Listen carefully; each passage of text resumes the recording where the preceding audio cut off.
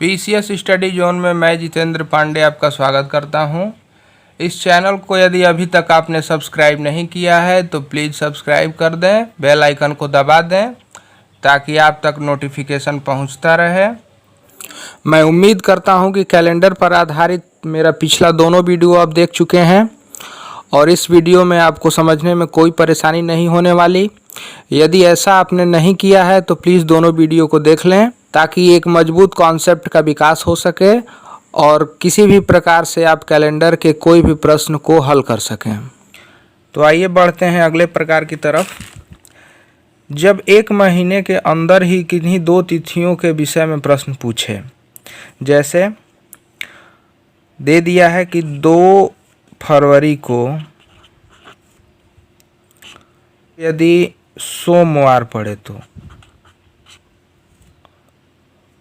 25 फरवरी को कौन सा दिन पड़ेगा। 25 फरवरी को पूछ रहा है तो 25 यानी 1 से लेकर 25 तारीख तक जो दिन होगा उसमें से ये 2 तारीख हमें दिन दिया हुआ है। यानी यदि हम ये 2 तारीख निकाल देते हैं, इसके बाद का ही दिन काउंट करके अतिरिक्त दिन निकालना है। यदि हम 2 तारीख निकाल देते हैं, 25 में से 2 निकल जाएगा, 23 दिन बचेगा। 23/7 करके हम इसको हफ्ते में डिवाइड कर देंगे। जो हफ्ता निकलेगा वो उसको हम हटा देंगे, जो शेष बचेगा उसको ऐड कर देंगे। तो 7 के 21 2 अतिरिक्त दिन हमें बच रहा है। सोमवार प्लस 2 यानी सोमवार, मंगलवार, बुधवार, यही उत्तर होगा। अगले टाइप की तरफ बढ़ते हैं। जब 1 से अधिक वर्षों के विषय में प्रश्न पूछता है, यानी पूछ दिया 2 जनवरी सन 2000 को मंगलवार है,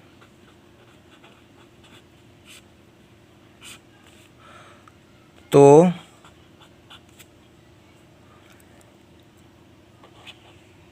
28 जनवरी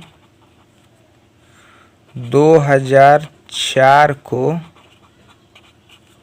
कौन सा दिन पड़ेगा। पहले हम ये देखेंगे कि इसमें फरवरी आनी है 2000 में। 2000 एक शताब्दी वर्ष है, लीप वर्ष भी है, यानी इसकी फरवरी 29 की होगी। तो हम ऐसे काउंट कर लेंगे इसको। 2 जनवरी सन 2000 से 2 जनवरी 2001, 2 जनवरी 2002, 2 जनवरी 2003 और 2 जनवरी 2004। पूछ रहा है 28 जनवरी को। पहले हम इसको देखते आएंगे। ये लीप वर्ष था, यानी यहाँ अतिरिक्त दिनों की संख्या 2 बढ़ जाएगी, इसमें +2 हो जाएगा। ये दिन था मंगलवार, तो यहाँ हो जाएगा, मंगलवार का कोड 2 होता है और 2 4, यानी कि बृहस्पतिवार।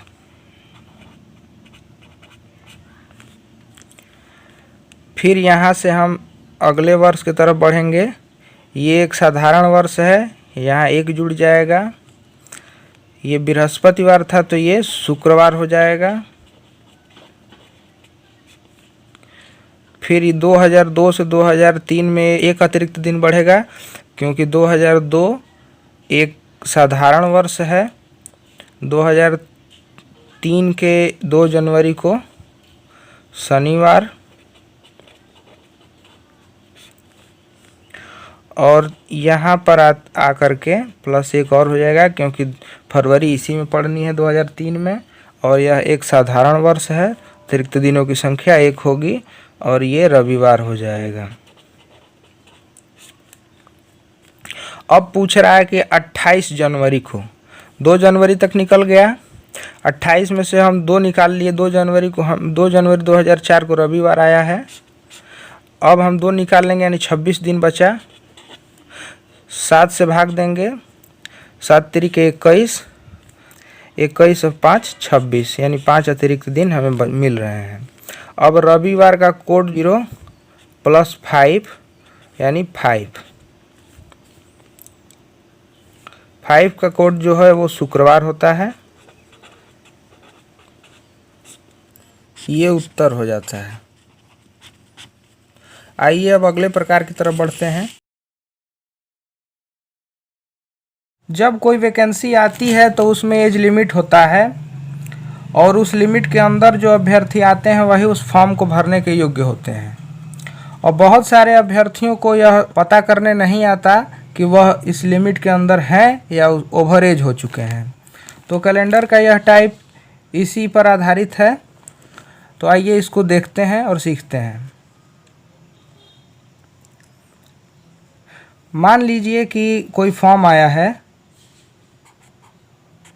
और उसमें एज लिमिट दिया है 4/5/2020, यानी 4 मई 2020 को अभ्यर्थी 25 वर्ष से अधिक नहीं होना चाहिए। 25 वर्ष से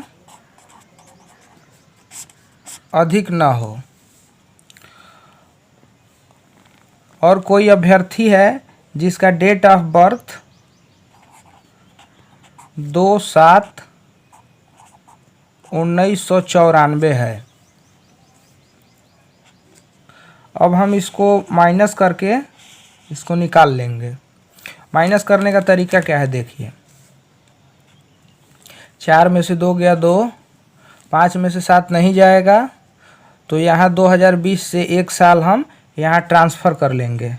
यहाँ ट्रांसफ़र करने के बाद 1 वर्ष आकर 12 महीने बन जाएंगे। तो अब यह 12/5 17 महीना हो गया। 17 महीने में से 7 महीना जाएगा तो 10 महीना। अब यहाँ से हमने एक वर्ष ले लिया था तो यहाँ 2019 तक ही बचा।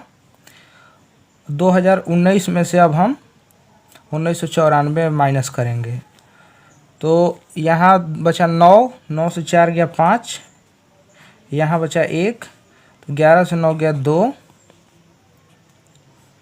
यहाँ बचा 19, तो 19 से 19 गया 0। अब हम यह देख रहे हैं कि जिस अभ्यर्थी ने यह कंपेयर किया है वह वर्तमान समय में 25 वर्ष 10 महीने 2 दिन का हो चुका है, यानी वह यह फॉर्म भरने के योग्य नहीं होगा। अब इसी को परीक्षा में यदि घुमा देता है तो उसके लिए एक फार्मूला ले लीजिए।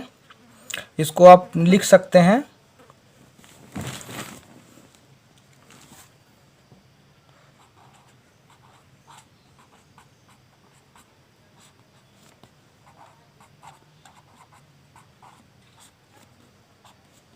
वर्तमान तिथि माइनस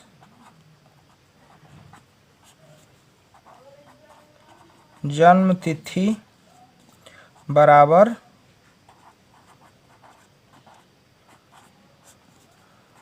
व्यक्ति की उम्र।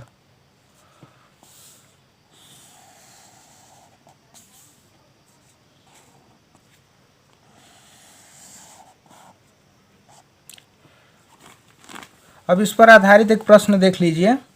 जैसे परीक्षा में प्रश्न पूछ दिया यदि कि कोई व्यक्ति है जो 2/7/1994 को जन्मा,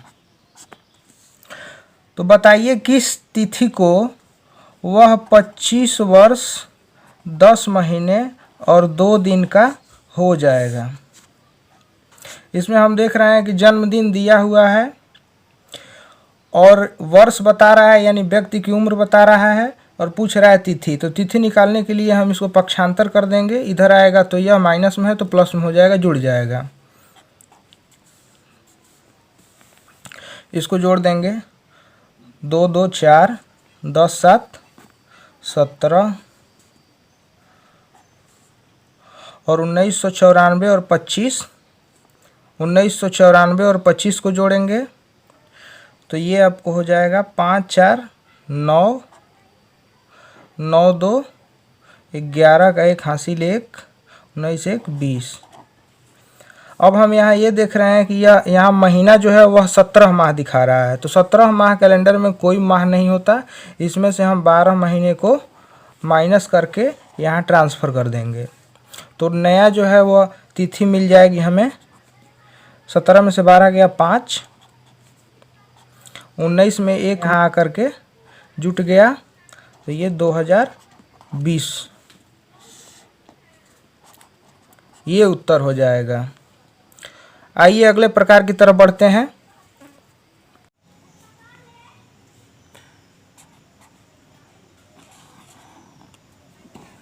प्रश्न पूछ देता है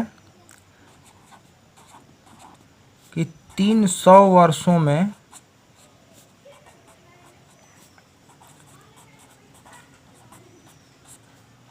कितने 29 फरवरी और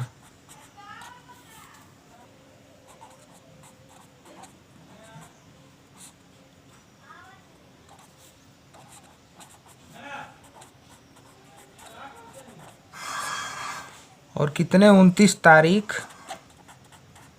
आएंगे।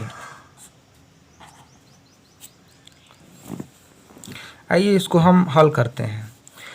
300 वर्षों में कुल कितने महीने होंगे। सबसे पहले 300 वर्षों में 300 × 12 यानी 3600 महीने होंगे। पहले हम 29 फरवरी को निकालेंगे, कितनी 29 फरवरी पड़ेगी। तो 300 वर्षों में जितना लीप ईयर होगा उतनी ही 29 फरवरी पड़ेगी। तो देखते हैं 300 वर्षों में कितना लीप ईयर होता है। सबसे पहले हम 1 से लेकर के 100 वर्ष में देखेंगे। ये 99 साल ऐसे होंगे जो शताब्दी वर्ष नहीं होंगे, और 100वां साल होगा जो एक शताब्दी वर्ष होगा। शताब्दी वर्ष को हम 400 से भाग दे करके देख लेंगे कि यह लीप वर्ष है या नहीं है। तो 400 से भाग देने पर यह नहीं कटता, यानी यह एक लीप वर्ष नहीं है। और 99 वर्षों में हम देखेंगे कि कितने लीप वर्ष होंगे। तो इनको हम 4 से भाग देंगे। 4 से भाग देंगे तो 4 दूनी 8, 1 बचा 19, 4 चौके 16 और 3 बच जा रहा है। 3 से कोई मतलब नहीं है, यानी 24 जो वर्ष होंगे 100 साल में वह लीप वर्ष होंगे। ऐसे ही हम देखेंगे 101 से 200 वर्ष में, यहाँ भी 99 वर्ष हमको मिलेंगे जो कि शताब्दी वर्ष नहीं है, और 200वां वर्ष जो है शताब्दी वर्ष है, और 400 से नहीं विभाजित होता, यानी यह एक साधारण वर्ष है। और 99 वर्षों में 4 से भाग देकर देखेंगे तो यहाँ जो लीप वर्ष है वो भी 24 लीप वर्ष मिलेंगे। इसी प्रकार से 201 से 300 में हम देखेंगे, यहाँ भी 99 वर्ष और 300वां वर्ष आएगा। 300वां शताब्दी वर्ष है, 400 से विभाजित नहीं होता, यानी यह एक लीप वर्ष नहीं है। और 99 वर्षों में हमें 24 लीप वर्ष मिलेंगे। इस प्रकार से 300 वर्षों का हमको आंकड़ा मिल चुका है। इस प्रकार 300 वर्षों का आंकड़ा हम निकाल चुके हैं, और यहाँ लीप वर्षों की संख्या हमें ज्ञात हो चुकी है। 24 वर्ष 100 साल में मिल रहे हैं। तो कुल 24 × 3 बराबर 72 लीप ईयर होंगे। हमें पहले प्रश्न का उत्तर मिल चुका है। 29 फरवरी कुल 72 मिलेगी। अब हम यह देखते हैं कि कितने कुल 29 तारीख आएंगे। तो 300 वर्ष हमें पता है कि प्रश्न पूछा है 300 वर्षों में कि कुल कितने 29 तारीख आएंगी। तो हम जानते हैं कि फरवरी महीना ही ऐसा होता है जिसमें 28 या 29 दिन पड़ने की संभावना बनी होती है। बाकी 11 महीनों में 29 तारीख पड़ती ही पड़ती है। तो हम सबसे पहले यह ज्ञात कर लेंगे कि वह 11 महीने 300 वर्षों में कुल कितने होंगे। तो 11 × 33, 3300 महीने वे होंगे जो 300 वर्षों में 29 तारीख पड़ेगी ही। और प्लस हम इसमें 72 वर्ष जो लीप वर्ष पड़े हैं 300 सालों में उसको कर लेते हैं, तो 3372 महीने ऐसे होंगे या 3372 ऐसे 29 तारीख आएंगे, तो यह हमारा उत्तर हो जाएगा। उम्मीद करते हैं कि यह वीडियो आपको पसंद आया होगा। कुछ नया सीखते रहें, हमारे साथ बने रहें। आपका बहुत बहुत धन्यवाद।